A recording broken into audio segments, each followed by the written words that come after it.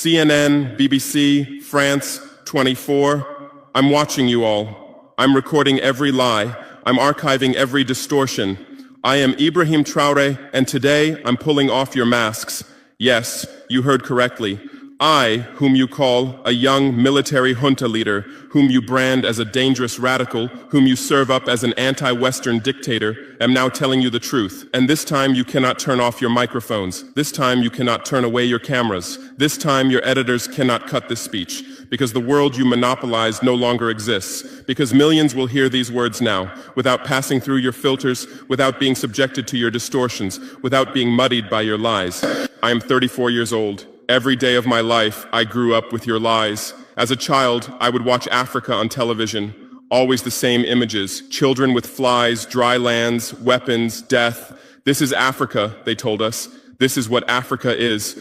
And we believed it. We were ashamed of ourselves. We were ashamed of our own lands, of our own people. But then I grew up. I read, I researched, I questioned, and I understood that the Africa you showed us wasn't real. The story you told us was a lie. The fate you imposed on us was a script you had written. For years, how have you portrayed Africa? How have you shown it? How have you sold it to your viewers? As if we were creatures who had no share of humanity, as if we were savages left outside of civilization, as if we were wretches waiting for you to save us. Every day, every hour, every minute, the same story plays on your screens. Hunger, war, disease, corruption, terror, chaos.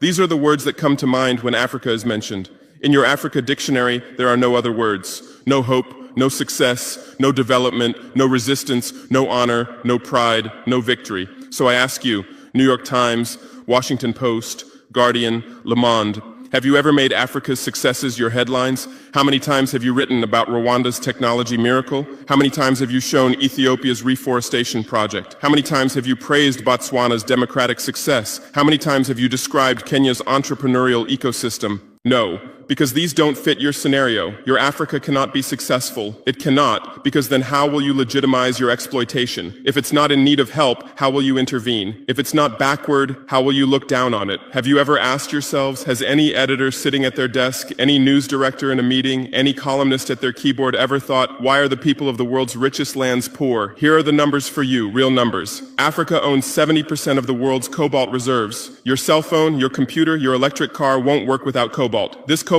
comes from Congo, but Congolese can't afford cell phones. Africa owns 90% of the world's platinum reserves. Catalytic converters, electronic devices, medical implants, they all need platinum. This platinum comes from South Africa, but South Africans are crushed by unemployment. Africa provides 30% of the world's gold production. Mali, Burkina Faso, Ghana, Tanzania. Gold flows like rivers from our lands. But our people swim in poverty. Africa supplies 65% of the world's diamond production. Botswana, Angola, Congo, Sierra Leone, billions of dollars worth of diamonds are extracted, but our miners live on $1 a day. Africa owns 35% of the world's uranium reserves. Niger, Namibia, South Africa. Nuclear plants run on our uranium. Paris lights burn with our uranium. But our villages have no electricity. And you still ask, why is Africa poor? No, the right question is, how was Africa kept poor while being so rich? Here's your answer. Colonialism didn't end. It changed shape. You used to come and occupy our lands. Now you come and establish companies. You used to take by force. Now you make agreements. You used to rule with the whip. Now you rule with credit. Let me give you concrete examples. With numbers, names, dates, but you'll never write about these. Glencore, Swiss-based mining giant, extracting cobalt in Congo. 2022 revenue, $256 billion. Tax paid to Congo, $500 million. That's 0.2%. Is this justice? Rio Tinto, British-Australian mining giant, extracting bauxite in Guinea, 20 million tons annually. What's left for Guinea? Environmental pollution and cancer. Total, now Total Energies, French oil giant, extracting oil in Angola, Nigeria, Congo.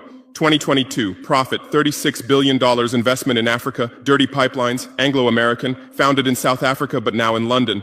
Diamonds, platinum, iron, taking everything. What it left in South Africa, 6 million unemployed miners. And these are just the tip of the iceberg. What about the invisible, the secret deals, the offshore accounts, the transfer pricing tricks? Every year, $88 billion in illegal money flows out of Africa. Who writes about this? Every year, $45 billion in aid comes to Africa. Everyone writes about this, but no one says Africa is not the continent receiving aid, it's the continent giving aid. While you zoom your cameras on swollen bellies, there is a huge system working silently in the background. Every day, tons of gold, diamonds, cobalt, uranium, oil leave our land. But how? Here is the system. Step 1, create corruption, bribe our leaders, open offshore accounts, promise them a life of luxury, send their children to your schools. Step 2, make deals, get 50-year, 99-year concessions, ask for tax exemptions, be exempt from environmental rules, ignore labor rights. Step 3, control the infrastructure. Take over ports, airports, railways, but only from the mine to the harbor. Don't build roads to the villages. Don't bring electricity to schools. Step 4, provide security. Set up private security companies. Arm them. Declare protesting. Step 5, silence the media. Buy local journalists. Suppress opposing voices. Serve internal unrest news to international media. And this is how the system works. It's been working like this for 100 years, and you don't see this system. You don't want to see it, because you're part of the system too. Who are the biggest advertisers of New York Times, CNN, BBC, oil companies, mining companies, arms companies, pharmaceutical cartels, the companies that exploit Africa? You live on their money, you defend their interests, and what I'm about to tell you might cost me my life, but it's no longer time to be silent. France's system in Africa is the CFA franc. 14 African countries still use French colonial currency. 50% of these countries' central bank reserves sit in the French treasury. France applies negative interest to this money, so we pay France to use our own money.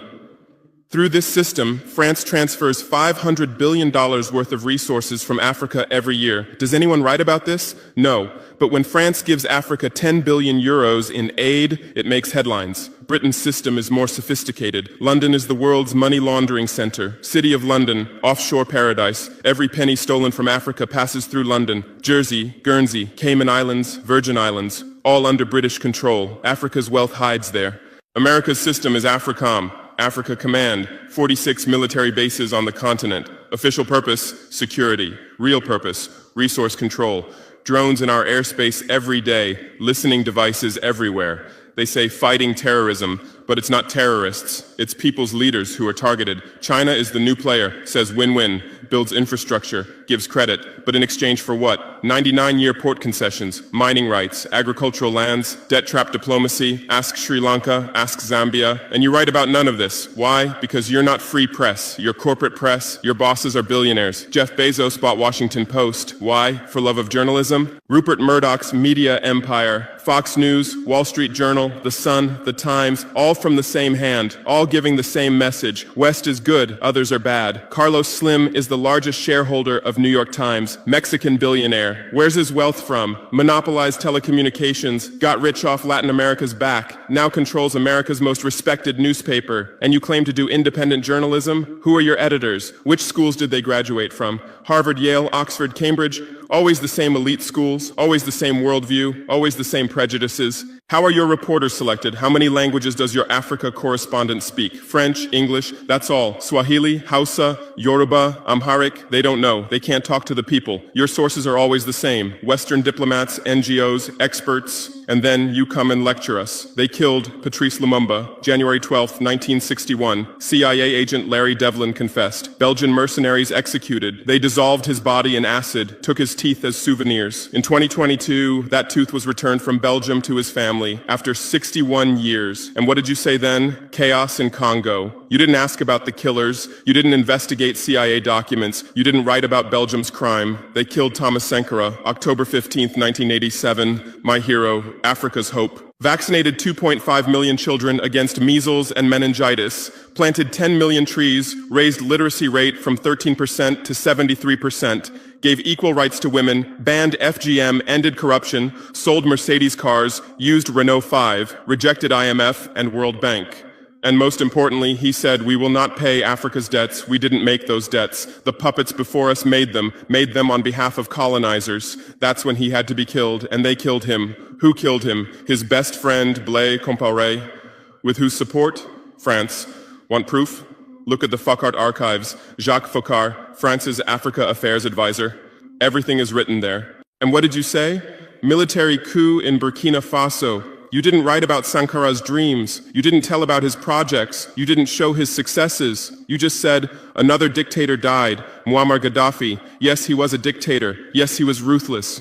But what had he done in Libya? per capita income $12,000, Africa's highest, literacy rate from 25% to 87%, life expectancy from 51 to 74. Free healthcare, free education, $50,000 for newlyweds, interest-free loans for homebuyers, $5,000 for new births, gasoline 14 cents per liter, great man-made river, irrigation project to green the desert, and Gaddafi's real crime, dream of United States of Africa, African Central Bank project, African Investment Bank, African Monetary Fund, and most dangerous, gold dinar, refusing to sell oil for dollars. October 20th, 2011, lynched in Sirte, Hillary Clinton laughed. We came, we saw, he died. Now look at Libya. 3 different governments, endless civil war, ISIS, Al-Qaeda running wild slave markets exist. Even CNN showed in 2017, oil being looted, weapons depots emptied, spread across Sahel. Do you call this democracy? Do you call this freedom? Do you call this success? And whose turn is it now? The Sahel, Mali, Niger, Burkina Faso. You want to make us Libya too. You want to make us Syria. You want to make us Iraq. But not this time, because we've awakened, because we've learned, because we've united. Operation Barkhane, France's Sahel adventure, 2013-2022. Official purpose, fighting terrorism. Real purpose, resource control, 5 to 100 French soldiers. €1 billion annual budget. What's the result? 2013, 500 terrorists in Mali. 2022, 5,000 plus terrorists in Sahel, 10-fold increase. What kind of success is this? But what were French soldiers doing? Protecting Niger's uranium mines for Areva, Orano, securing oil pipelines for Total, controlling ports and railways for Bolloré, and fighting terrorism? No, the opposite. Terrorists couldn't come within 50 kilometers of French soldiers, but they could easily burn our villages. Why? Because chaos served their purposes. If there's chaos, they could stay for security reasons. MINUSMA, UN peacekeeping force. In Mali, 15,000 soldiers, 1.2 billion annual budget. 10 years, result, 300 plus. UN soldiers died. Thousands of civilians died. Terror didn't decrease, it increased. And now you say Wagner is dangerous. Russians are taking over Africa. Wagner came, 1,000 soldiers. What happened in 6 months? Terrorists fled, villages are safe, mines are working, people are at peace. What's the difference? Wagner is an ally we invited. France is an occupier who came by force. Wagner follows the agreement. France blackmails, Wagner brings results. France produces excuses, but you don't write the truth. You say Russian mercenaries. Well, what is French Légion étrangère? Aren't they mercenaries? What is American Blackwater Academy? What is British G4S? What is Israeli Black Cube? They are security companies. Wagner is a threat. Why? Because Wagner isn't yours. And the terrorism issue, who created this terror? Who founded Al-Qaeda? 1980s, Afghanistan, CIA, Pakistan ISI, Saudi money, against Soviets. Bin Laden was CIA's man. You called them freedom fighters. Who supported Taliban? Again, you. Heroic mujahideen against Soviet occupation. You gave weapons, gave money, gave training, then you lost control. How was ISIS born? 2003, Iraq invasion. You toppled Saddam. You disbanded the army. You banned Ba'ath Party. You tortured in Abu Ghraib, and those people became ISIS. Then Syria. You said Assad must go. You said moderate rebels. You gave weapons.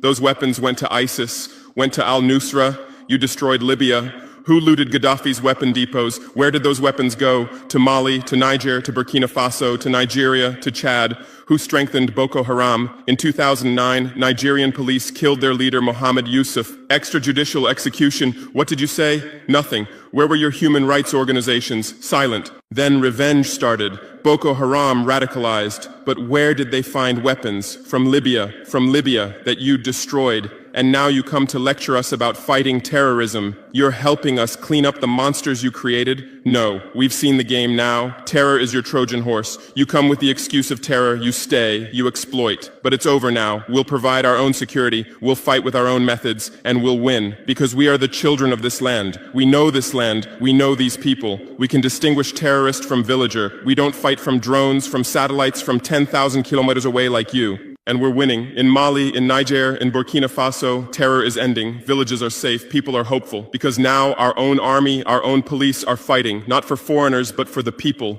But But you can't digest this. You say democratic backsliding. You say human rights violations. Which democracy? Which human rights? How many people are detained without trial in Guantanamo? What happened in Abu Ghraib? Who did you kill in Bagram? Who did you torture in CIA's black sites? Why is Julian Assange in prison for exposing your war crimes? Why did Chelsea Manning spend years in prison for leaking the truth? Why is Edward Snowden a fugitive for revealing you spy on everyone? And you lecture us about human rights.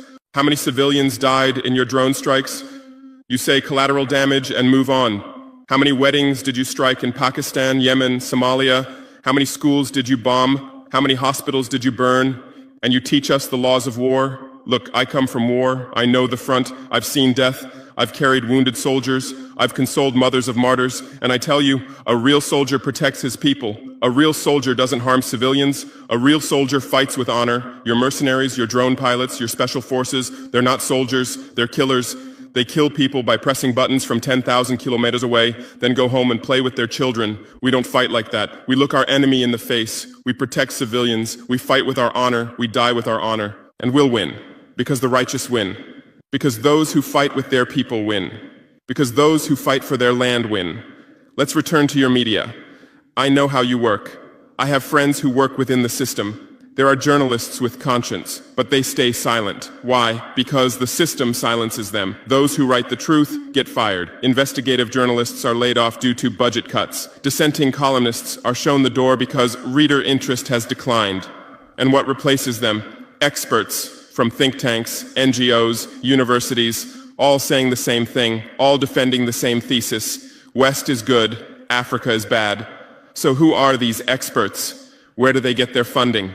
National Endowment for Democracy, NED, American democracy exporter, CIA's legal arm, has fingers everywhere, funds opposition, directs media, creates civil society. Open Society Foundations, George Soros's organization, says open society, but open for whom? Open to what? Open to exploitation, open to intervention, open to manipulation. Ford Foundation, Rockefeller Foundation, Bill and Melinda Gates Foundation, all in Africa, doing aid. But what do they get in return? Control, data, influence. And your media is their trumpet. You headline, Gates is saving Africa. But you don't say, how many African children were paralyzed by Gates's vaccine trials? How many farmers committed suicide because of Monsanto seeds? You're masters at storytelling, but always the same story. White savior. Remember Live Aid? 1985. We Are the World, charity concert for Africa, millions raised. What came to Africa? Corruption increased, dependency increased, but it was a great story for you. Bob Geldof became a hero. Musicians looked conscientious. Viewers felt good about themselves. Africa remained hungry. Remember Kony 2012? Viral video. Stop Joseph Kony. 100 million views. Result? Kony is still free, but the video maker got rich. Invisible Children organization collected millions. What came to Uganda? American soldiers. And you present these as success stories. Angelina Jolie, Madonna, Bono, all Africa volunteers. They come, take photos, adopt children, leave. And you say, interest in Africa increased. What interest? Whose interest? Interest for what? Madonna adopted from Malawi. You made headlines. But 100 children die from malaria every day in Malawi. You didn't write that, because that news doesn't sell. Bono became Africa's spokesperson, raised billions with U2 concerts, but moved his company to Netherlands to avoid taxes. Money stolen from Africa also passes through Netherlands. Did you write about this? George Clooney campaigned for Darfur, said save Darfur. Result? Sudan split. Oil remained in South Sudan. South Sudan is now in civil war. Who's getting the oil? Take a guess. And you always present these as humanitarian aid. But these are imperialism's soft face. These are exploitation's PR. Let me give you real numbers. Every year, 134 billion in aid and investment comes to Africa. Every year, 192 billion in resources leave Africa, net loss, $58 billion every year. But you only write about the incoming $134 billion. You don't write about the outgoing $192 billion. Why? Because then people will ask, why does Africa need aid? Illicit financial flows, 88.6 billion year multinational corporations profit transfers, 48.2 billion year debt interest, 17 billion year brain drain cost, 13.8 billion year climate change cost, 10.6 billion year illegal logging, 17 billion year illegal fishing, 1.3 billion year total, $192+ billion every year. This much resource leaves Africa every year. But what are your headlines? EU announces 20 billion euro aid package for Africa. China gives Africa $60 billion in credit. America grants Africa $8 billion. People read these and think how generous they are, how charitable, how ungrateful Africa is. But the truth is the opposite. Africa is financing your standard of living. Africa is subsidizing your prosperity. Africa is making your technology possible. The cobalt in your iPhone from Congo, the lithium in your Tesla from Zimbabwe, the tantalum in your computer from Rwanda, your jewelry from Botswana, your chocolate from Ivory Coast, your coffee from Ethiopia, your oil from Nigeria, your uranium from Niger. And what do we get in return? Debt, poverty, humiliation, but enough. This game will end now because we've awakened. Our youth are sharing the truth on social media. Bar France out hashtag used 100 million times. Africa is bleeding 50 million. On Stop Exploiting Africa, 75 million. And what are you doing? You say Russian bots. You say Chinese propaganda. You say disinformation. No. These are real voices of real Africans. This is real anger. This is real awakening. There are millions of youth on TikTok, videos celebrating French soldiers leaving, images applauding Wagner's arrival, content explaining the truth on Twitter, Instagram, Facebook. The same voice everywhere. Enough, and you're panicking because you're losing control. You're losing the narrative. You're losing the monopoly. You established fact-checking organizations. Africa Check, AFP Fact Check. Who funds these? Facebook, Google, Bill Gates. The same system again. What are you checking? Whose facts are you defending? We say France exploits $500 billion a year. You say false. Only $440 billion. As if that changes the situation, as if 440 billion is little. We say Wagner has been successful. You say Wagner violates human rights. Well, what were French soldiers doing? Bombing Fulani villages, arming Dogon militias, accidentally striking weddings. Your hypocrisy is so obvious that no one believes you anymore. Remember what Anderson Cooper said on CNN? Democracy is declining in Africa. Which democracy, Anderson? Your democracy? America's democracy? Your Capitol riot, January 6, 2021. You said, attack on democracy. 5 people died. Our Sankara assassination, October 15, 1987. You said, internal matter. 1 person died, but that person was the hope of 20 million people. In your elections, corporations fund candidates, lobbyists write laws. You call our elections rigged. In your country, police kill blacks. George Floyd, Breonna Taylor, Ahmaud Arbery. You lecture us about police violence. On BBC, Kasia Madera presents Africa News. Polish origin. How many years has she lived in Africa? How many African languages does she speak? But every day she speaks as an Africa expert. Africa is like this. Africa is like that. On France 24, cameramen, editors, producers, most are French. Even Africa correspondents are mostly French, and they do objective journalism. Even Al Jazeera. Qatar funds it. What business does Qatar have in Sahel? But every day they report Sahel crisis. Whose crisis are they telling? Deutsche Welle, Voice of America, RFI, all state media, all propaganda tools. But they play the role of independent media, and our local media, most are sold out.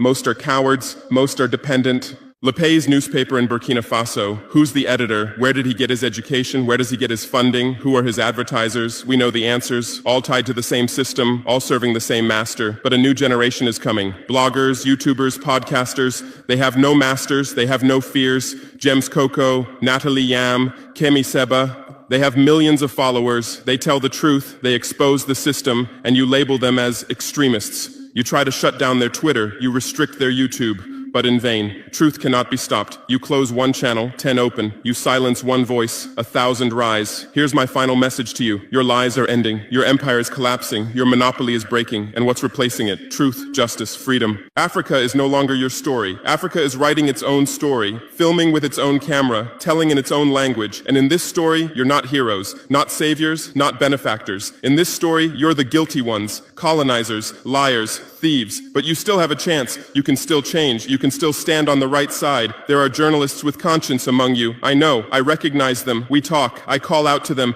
Gather your courage. Write the truth. Rebel against the system. You might get fired. You might become unemployed. You might be threatened. But you'll be on the right side of history. You'll look at your children's faces without shame. Your conscience will sleep peacefully. And Africa won't forget you. Africa remembers its friends and its enemies. Be like Edward Snowden, be like Julian Assange, be like Daniel Ellsberg, stand with the truth, or continue with your lies, continue with your blindness, continue with your complicity, but know that your end is coming. Your viewers are decreasing, your credibility is eroding, your power is depleting. The new generation doesn't believe you, the new generation doesn't listen to you, the new generation rejects you, and that new generation in Africa is 600 million people, 60% under 25 years old, educated, connected, angry. They are my army, they are my weapon, they are my victory, and with them we're building a new world, a world without lies, without exploitation, without humiliation. In this world, Africa will be free, Africa will be strong, Africa will be a leader. And you'll remain just as a bad memory, a shameful footnote, a cautionary example.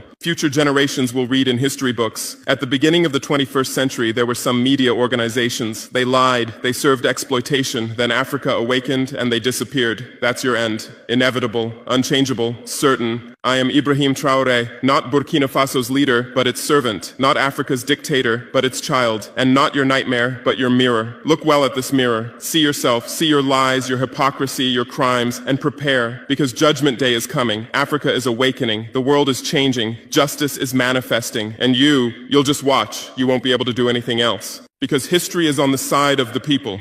Truth is on the side of the oppressed. God is on the side of those who persevere. And we persevered. We persevered for 500 years. Now it's time for victory. Your lies are finished. Your masks have fallen. Your game has ended. Africa is free. Africa is strong. Africa is victorious forever.